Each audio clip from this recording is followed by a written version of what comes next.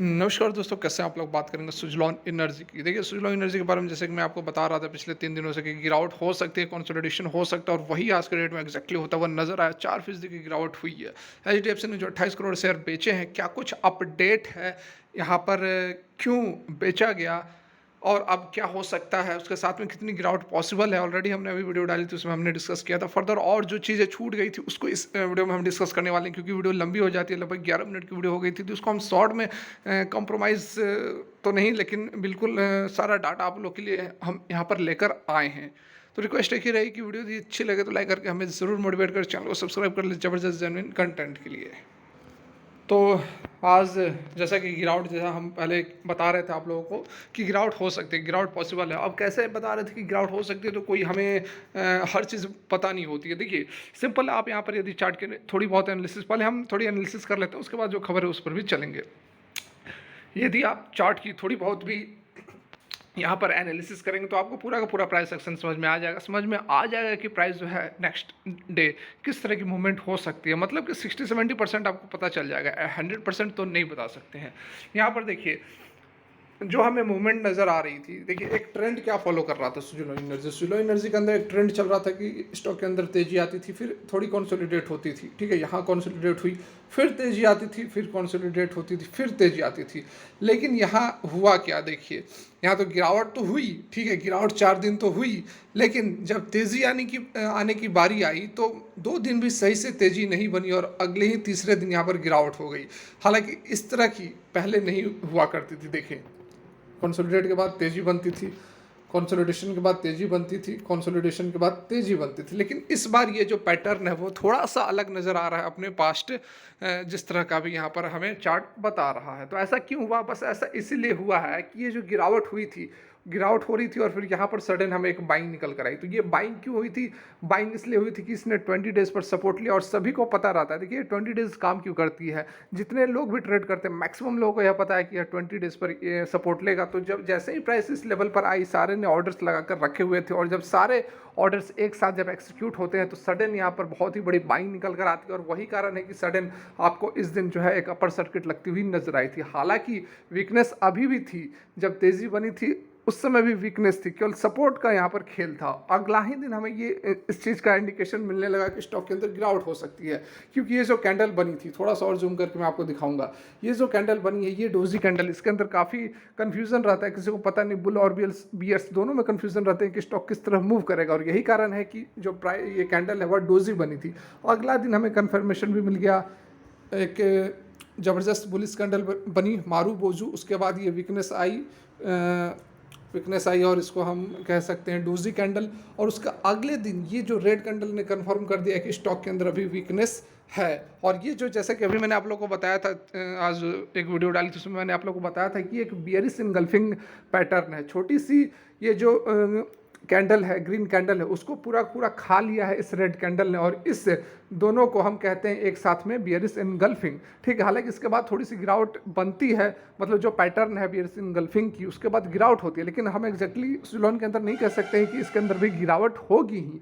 यहाँ अगर गिरावट होती है तो जो हमारा नीचे का जो सपोर्ट लेवल है वहाँ तक एक बार हो सकती है। और ये जो लेवल है ये हमारा लगभग कह सकते हैं आप 37.5 से 38 रुपये का एक सपोर्ट बनेगा। यहाँ तक यदि प्राइस गिरती है तो उसके बाद हमें देखना होगा कि क्या यह इस लेवल पर फिर से सपोर्ट लेती है, और यदि फिर से सपोर्ट लेकर ऊपर की ओर मूव करती है तब तो ठीक है। लेकिन यदि यहाँ पर यह कंसोलिडेट करने लगती है तो फिर मतलब कि वीकनेस अभी सस्टेन है। और यदि मल्टीपल टाइम अपने ये 20 डेज ईएमए पर आकर सपोर्ट लेती है तो वो जो सपोर्ट है वह कमज़ोर होते जाता है।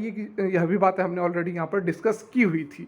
तो यहाँ पर देखिए, गिरावट तो है जो कि पॉसिबल है, हो सकती है। अभी बहुत ज़्यादा हमें स्ट्रेंथ स्टॉक के अंदर नज़र नहीं आ रही और कारण बहुत ज़्यादा कुछ नहीं है। ऐसा नहीं है कि सुजलॉन एनर्जी के अंदर एक दिन के अंदर ही फंडामेंटल्स खराब हो गए, बिल्कुल नहीं। स्टॉक ने काफ़ी ज़बरदस्त रिटर्न दिया हुआ है, 6 महीने के अंदर 5 गुना 4 गुना हो चुका है और यही कारण है कि स्टॉक अब करेक्ट हो रहा है। इसमें कोई चिंता करने की ज़रूरत नहीं है। आप वेट करें, होल्ड करें, स्टॉक फिर से रिबाउंड करेगा। लेकिन हो सकता है कि करेक्शन थोड़ी सी यहाँ पर बड़ी भी हो सकती है, थोड़ी हेल्दी करेक्शन भी हो सकती है, जिसका कि जिक्र मैं अक्सर किया करता हूँ। अब यहाँ पर बात कर लेते हैं जो खबर निकल कर आ रही है, जिसमें म्यूचुअल फंड एचडीएफसी एएमसी ने अपने करोड़ों के शेयर्स बेचे थे। ठीक है, क्यों बेचे थे? यहाँ पर एक अपडेट आप देख ले। देखिए, यहाँ पर एक चौंकाने वाला जो डाटा हमारे पास आया था, जिसमें कि म्यूचुअल फंड हाउसेज़ ने अक्टूबर के अंदर प्रॉफ़िट बुकिंग की थी और अच्छी खासी यहाँ पर प्रॉफ़िट बुकिंग की थी। इससे पहले अक्टूबर से पहले कभी भी मतलब पिछले 6 महीने की बात करें तो म्यूचुअल फंड हाउसेज़ ने लगातार स्टेक को बढ़ाया था सुज़लॉन एनर्जी के अंदर। लेकिन फर्स्ट टाइम अक्टूबर के अंदर यहाँ पर प्रॉफ़िट बुकिंग की गई, बड़ी क्वांटिटीज़ सेल ऑफ किया गया और उसके बाद अक्टूबर के बाद आप नवंबर में ही देख रहे हैं कि स्टॉक जो है वह अब थोड़ा-सा धीमा पड़ता हुआ नज़र आ रहा है। यहाँ पर देखिए 17 म्यूचुअल फंड हाउसेज़ ने स्टॉक को खरीदा था और 41, ठीक है, 41 यहाँ देखिए 41 म्यूचुअल फंड हाउसेज ने सुज़लॉन एनर्जी के स्टॉक को बेचा था अक्टूबर 2023 में, जो कि नेट चेंज लगभग लगभग 13 करोड़ 6 लाख 136 जो भी है यहाँ पर आप करोड़ लाख के अंदर हम कैलकुलेट कर लेंगे।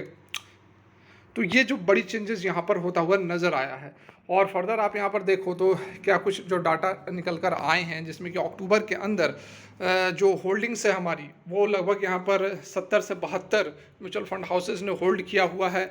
जो बाउट है यहाँ पर खरीदारों की संख्या देख सकते हैं कि सितंबर में जो 22 एमएफ ने खरीदारी की थी, वह अक्टूबर में 17 म्यूचुअल फंड हाउसेस रह गए हैं।